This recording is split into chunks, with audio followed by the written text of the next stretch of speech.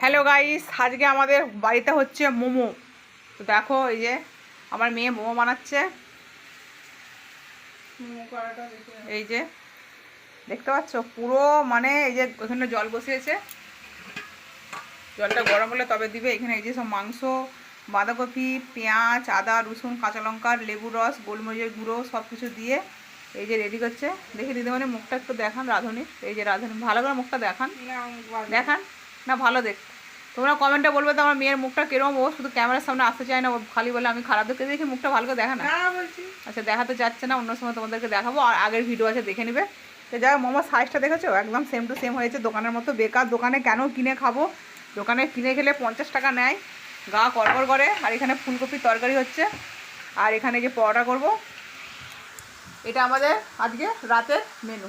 তাহলে নতুন কোনো ভিডিও দেখা হচ্ছে। টাটা, বাই বাই, সবাই ভালো থাকবে, শুভরাত্রি।